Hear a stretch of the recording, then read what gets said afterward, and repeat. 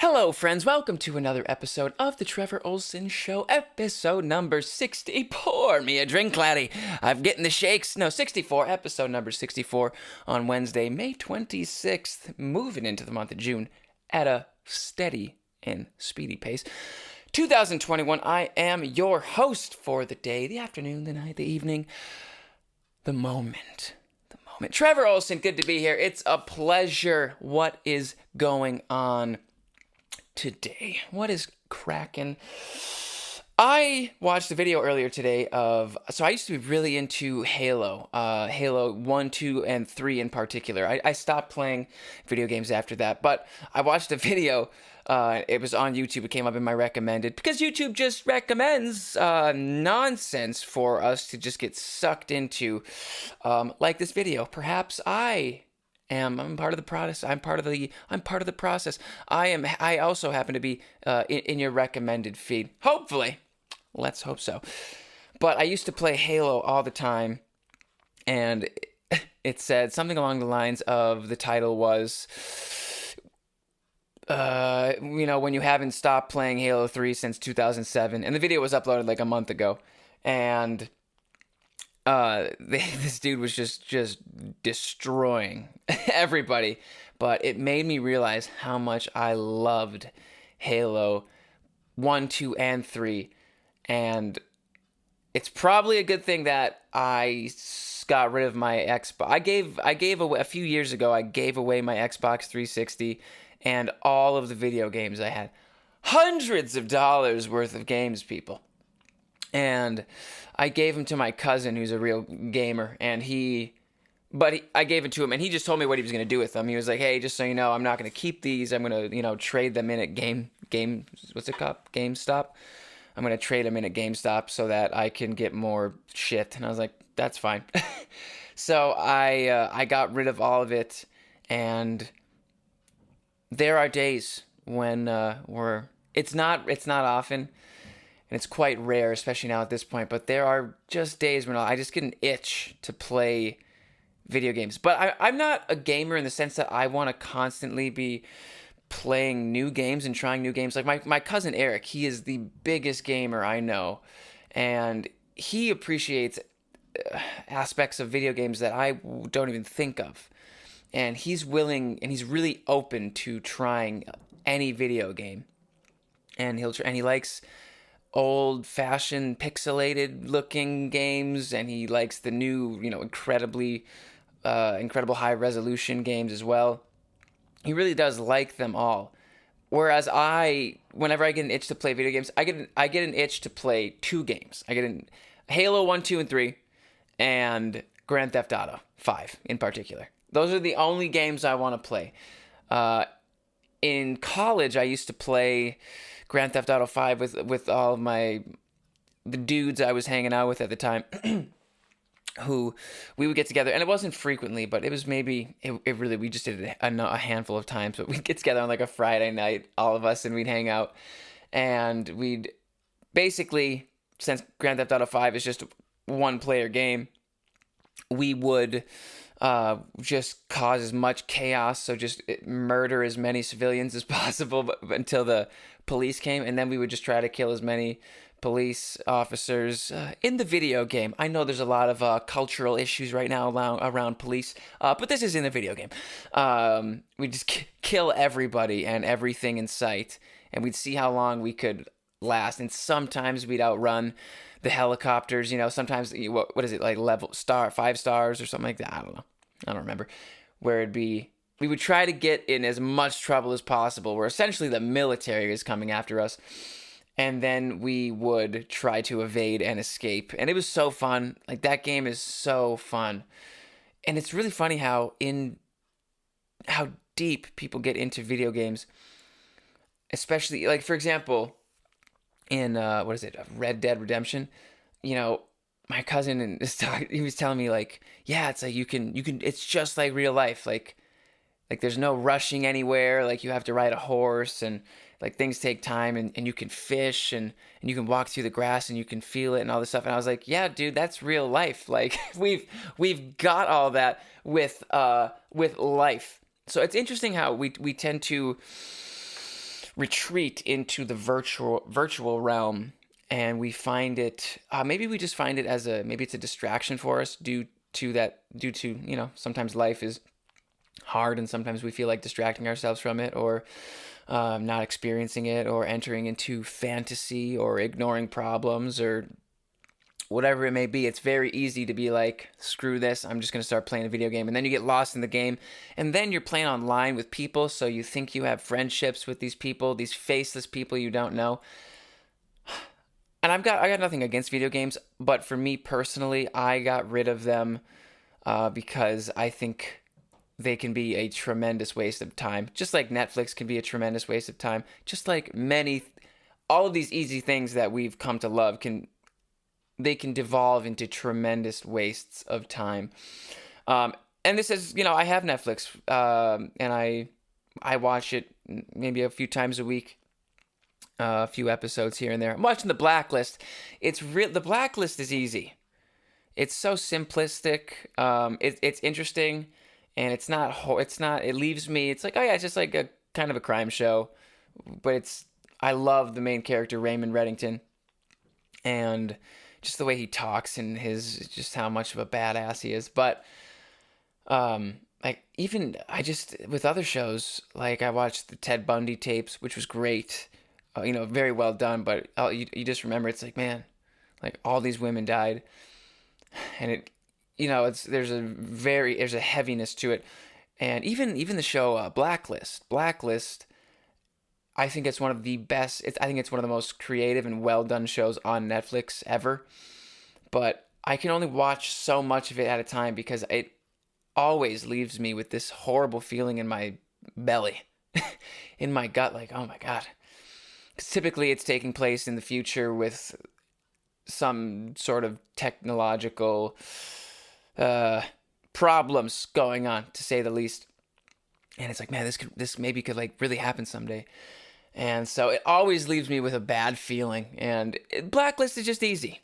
Again, and that's a perfect example of me just distracting myself from real life. So try not to do that too much. I try not to do that too much. Excuse me. But no, the video games, I've got nothing against them, like I said. But for me, I was like, all right, dude, time to grow up, time to get rid of them. And some people might be like, well, like my cousin, he's in his 30s. He plays video games all the time. I remember he told me he clocked his hours once. His hours are clocked. And through I think he said, in a year, he spent 3 months playing video games. like straight, like total, accumulated time of video games. He spent 3 months of the 12 months playing video games. I was like, that's a lot. And even he was like, I'm a terrible father, which he's not. But then you hear about those dudes who get really addicted to video games. Here's my thing with the video games. Like I know this person, and he really struggles with he's got like depression, and he struggled with mental illness, I suppose you could say, and he's really overweight. He's got a lot of things that he could be working on, and he just plays video games, and he's like, yeah, I've got all these friends online, and he's never met any of them. And there's just such an obvious disconnect that, he's like, well, I've got 20 friends online. They're all over the world. And I told him, I was like, that's cool, man, but don't forget the importance of talking with people face to face. Like, this is how human beings are meant to communicate. Even though right now you're seeing me through a screen or listening to me on Spotify. So you're just seeing or hearing me through a screen. It's mediated through technology.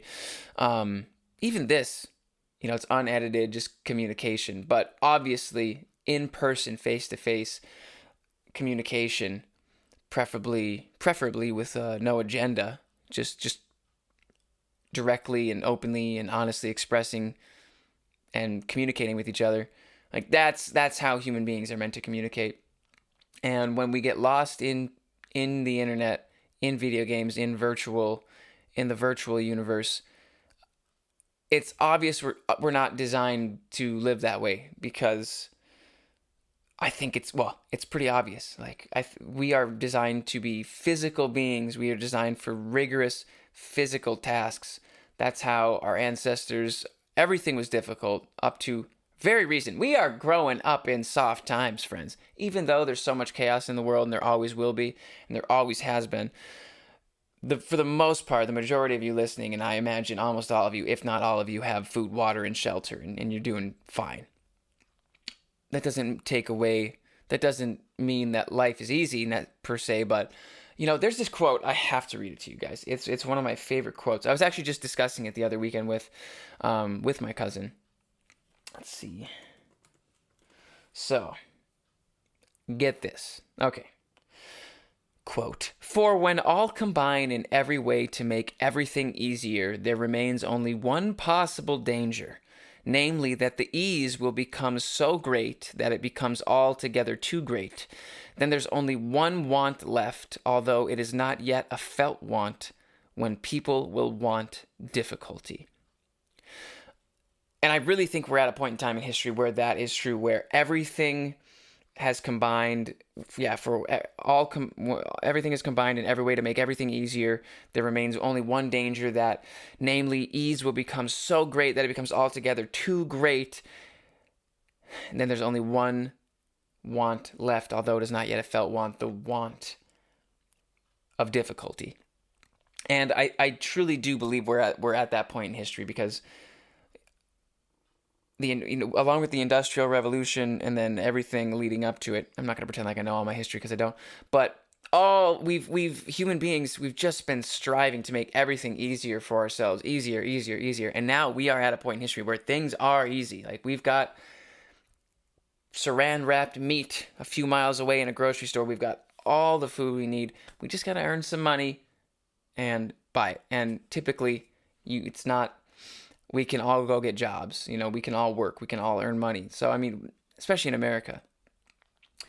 COVID was a little weird, but anyhow, things are easy, and we do. How many times can you say we, my friends?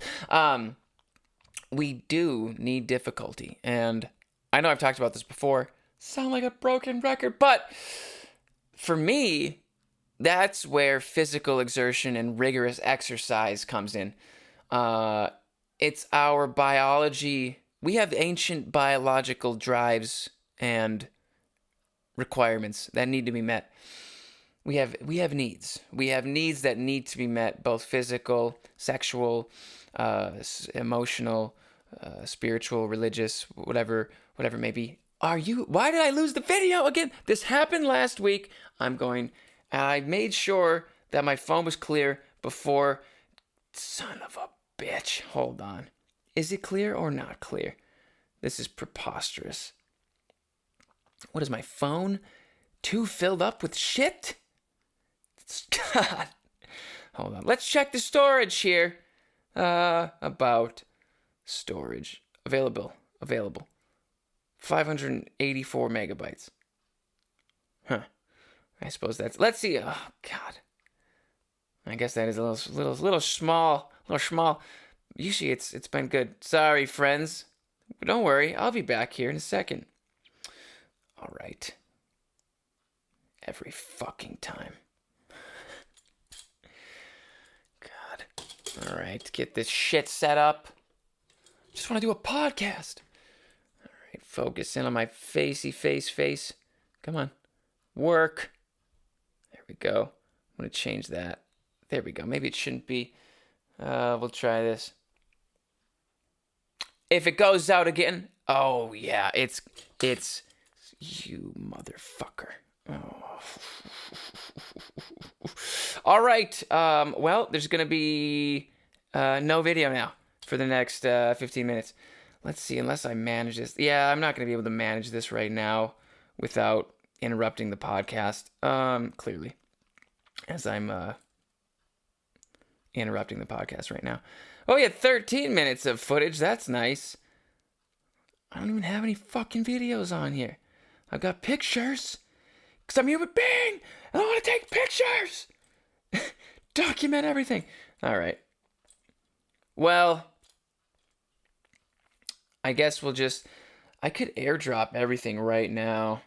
That would take a while. Clear out my phone. God damn it. Sorry, Lord. I try not to say that swear. Okay, you've got 15 minutes of audio. All right, you know what? When I started this fucking podcast, that's what I did. I did audio, okay? It was my little face in the podcast logo. We're getting back to that. Get over yourselves. I know I'm nice to look at. I know that's what you think of me, but forget that right now, all right? I was really humble of you, Trevor. Yes, I know. Let's get back to... See, I don't know what I was talking about. I need water. I need to calm down. I suppose I can shut this light off for lighting. Stupid fucking thing. Okay, relax. Let's all take a breath. That's better. Okay. Difficulty. Speaking of difficulty, see, this is my biggest challenge of the day. Gotta make sure I've got enough storage on my phone for this podcast. Anyhow, oh God, well, should I just do it? Should I pause? I don't want to pause. That's kind of the purpose of this show. It's unedited. Let's see. I'm just gonna select all. Here we go. Select. I'm gonna select almost everything. Okay, I know what to do. You guys are gonna just deal with this right now. All right, you understand me? Okay, go all the way up top here. I need you, don't let me go. All right, this might work. Oh yeah. All right, airdrop. 784 items. Okay, to be fair, it's a little full. Airdrop. Let's do it. It's preparing. Okay, I'm gonna let that airdrop, and maybe you guys will have a little bit more video here at the end. But anyway, so I think we do need difficulty, and when it comes to meeting that biological requirement, I think physical exercise is one of the only ways. It's one of the only ways. Are you fucking failed? God, it didn't work. Okay. This has just turned into a podcast of me bitching and complaining. Hold on. Come on. About this Mac. How much storage do I have on here? 170 gigabytes available. Yep. Should be able to airdrop this. You fucking stupid thing. Oh, maybe it's because I'm in airplane mode. Hold on. This might... Okay, let's give that a go. I don't think that would have an effect, but perhaps. Let's try. All right, let it go one more time. If it doesn't work, I'm going to stop thinking about it and stop talking about it.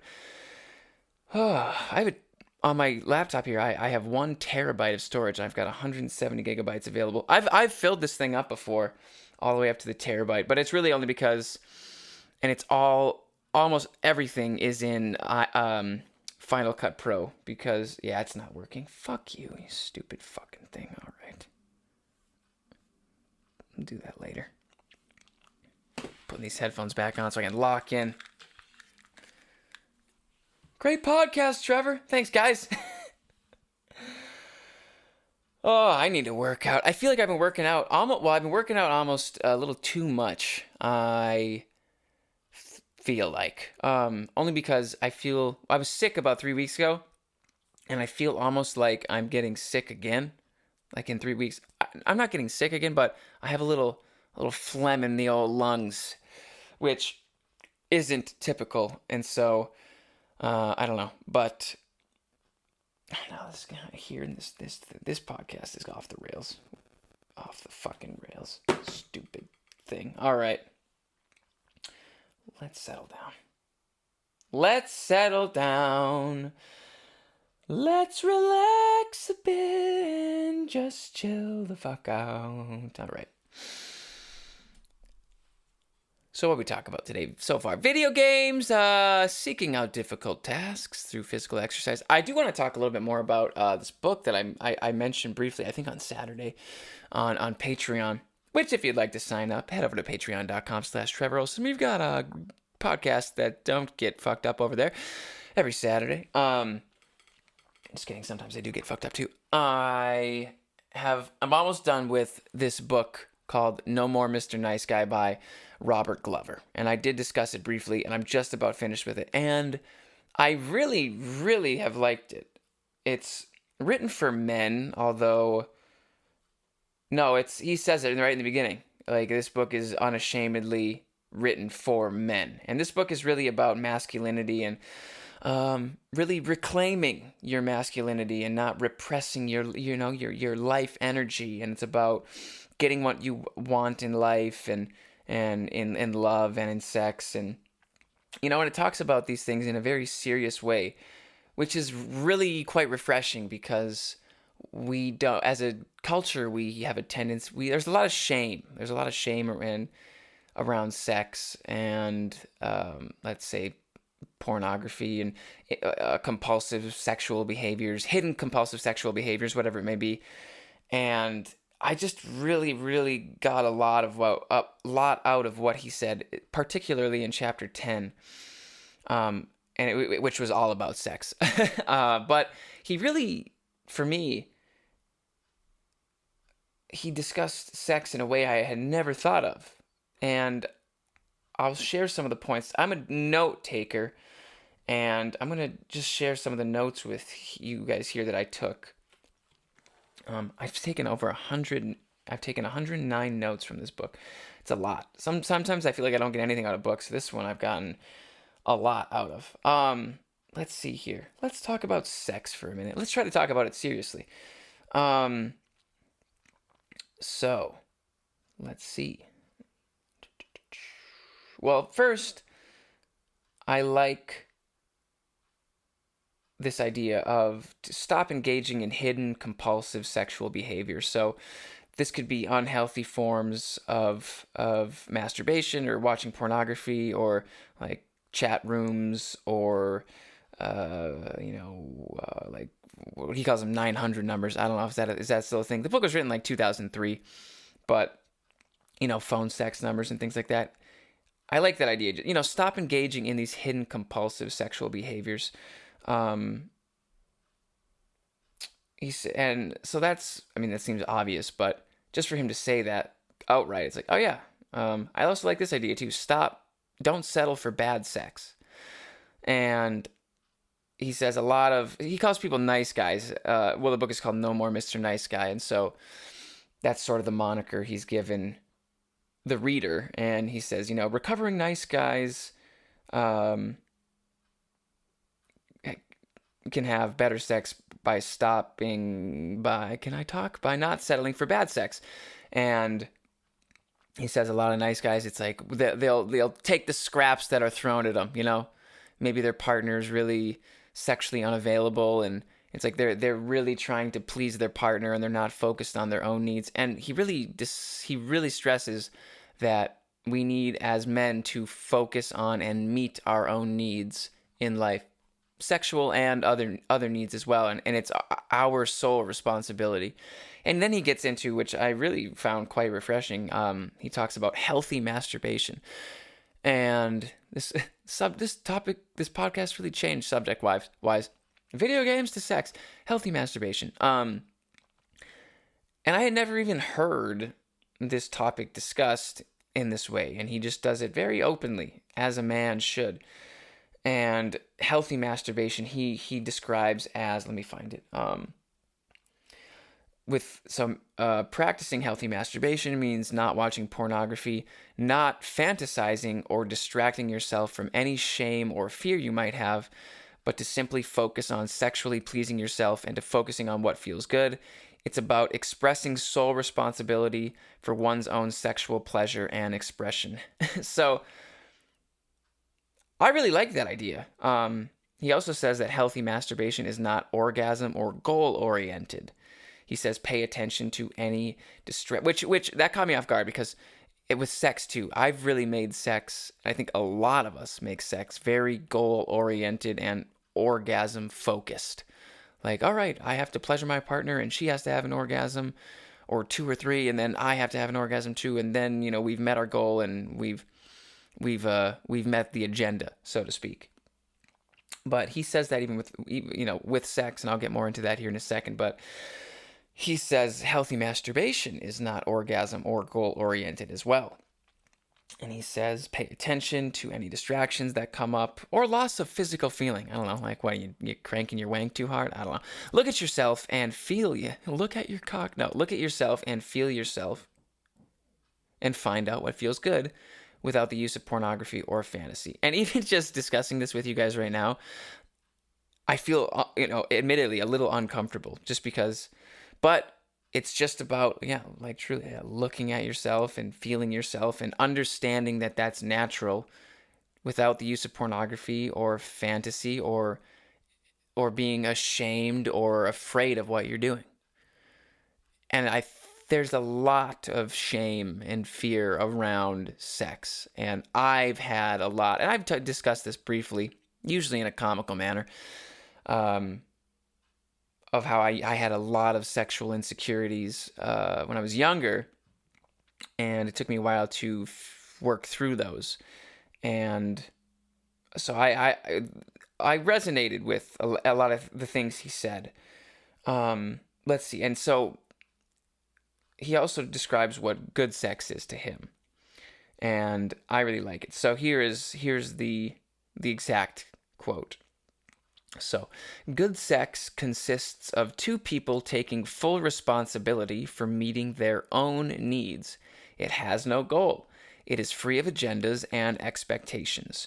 Rather than being a performance, it is an unfolding of sexual energy. It is about two people revealing themselves in the most intimate and vulnerable of ways. Good sex occurs when two people focus on their own pleasure, passion, and arousal and stay connected to those same things in their partner. I think that's exactly right.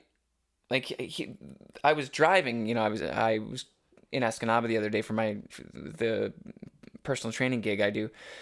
And so I'm driving up there once a week and I'm listening to books or music, and I actually stopped listening to the book because he said that. And I was like, I need to write these down. Like, these are really good points to remember. And so I actually switched to listening to music, and then I listened to it once this morning actually, where I was able to take more notes. But I really like that idea, and I think it's so good that I'll say it one more time. So Glover describes good sex as consisting of two people taking full responsibility for meeting their own needs. It has no goal. It is free of agendas and expectations. Rather than being a performance, it is an unfolding of sexual energy. It is about two people revealing themselves in the most intimate and vulnerable of ways. Good sex occurs when two people focus on their own pleasure, passion, and arousal, and stay connected to those same things in their partner. I just think that's so right. I really do.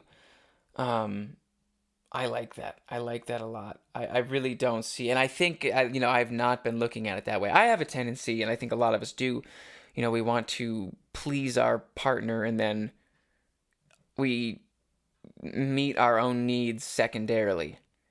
And he says that's not right. And I also, and I will say this, because I'm a sex therapist. For me, I've had better sex when he articulated it much better than I would have, but when you remove, he talks about no agendas and not it being goal oriented. Well, for me, one of the best things that I've been able to learn, and which has allowed me to have better sex, is to not be thinking of it as like the finish line, the orgasm. Like, the orgasm is just a side effect of being in that connected, intimate moment with that person. So for me, I look at it as, okay, I want to experience this, truly, truly intense, intimate connection with this person. And I want to share this moment with them, because obviously when you're having sex, it's the most intimate you're ever going to be with someone. At least, both, I would say it is the most intimate act of both physical and emotional vulnerability. And that really helped me. When you stop thinking about the orgasm or the performance or anything like that, and you just instead focus on being there with the person that you're with, preferably a partner, whoever it may be. Like the sex you'll have will be much better, and obviously, and the orgasm usually comes at the end. But it's a side effect. It's not the main. It's not what it's about. It's about being with that person. So, so there you go, folks. A little shaky podcast. Maybe not shaky, but yeah, some technological issues with the video. I'll get that figured out for next week. I hope you enjoyed the show.